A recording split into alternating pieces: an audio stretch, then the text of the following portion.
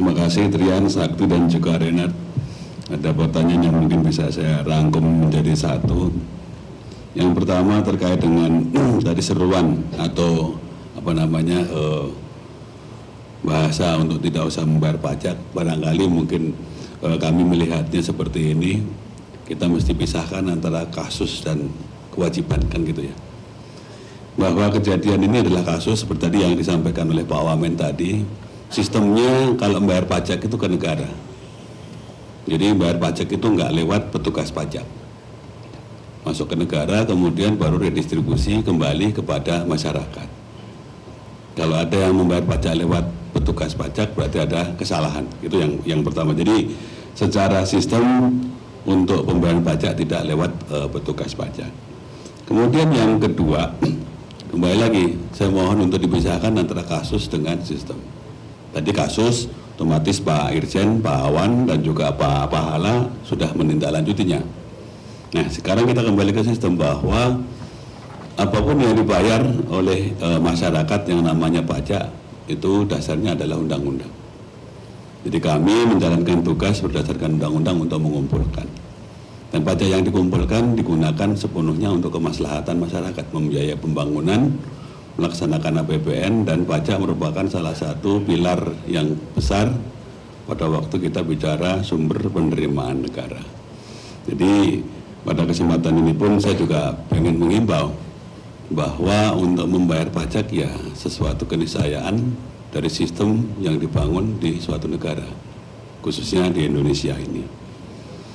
Kemudian yang kedua, ini kebetulan pas mendekati batas waktu penyampaian SPT ya, kan Maret sudah tanggal 1 ya, jadi 1 bulan lagi SPT untuk orang pribadi disampaikan. Mungkin dalam forum ini kami juga sekalian menyampaikan bahwa betul penggunaan pajak, saya mohon kepada para masyarakat untuk barang-barang kita ngawasinnya deh, termasuk juga penerimaan.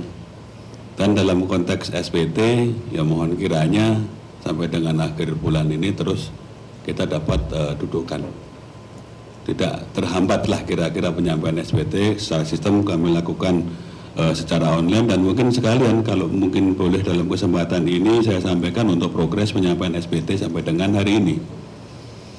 Tadi malam bahwa SPT kita kumpul tumbuh sekitar 21% dari tahun kemarin.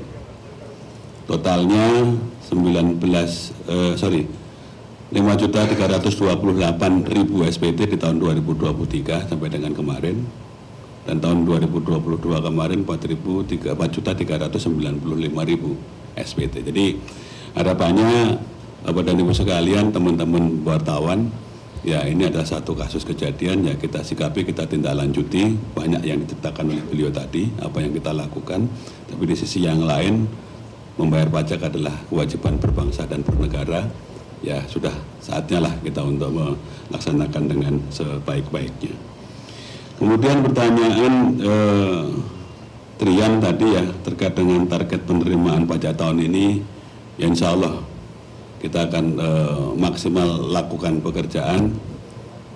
Tadi kembali lagi, walaupun ada case kejadian, ya kami berharap masyarakat pajak-pajak juga memiliki pemahaman yang sama. Kami pun juga melaksanakan tugas, karena tugasnya negara ya kami laksanakan dengan sebaik-baiknya. Satu terakhir dari Renhat tadi mengenai celah yang mungkin dapat digunakan. Nah, dalam perkembangannya kami berusaha terus untuk menutup celah sebetulnya, termasuk pun juga kami lakukan perbaikan sistem administrasi perpajakan, termasuk yang sedang kami bangun saat ini, yaitu sistem yang baru Cortex. Jadi kami berusaha untuk mengurangi pertemuan gitu ya antara wajib pajak dengan petugas pajak.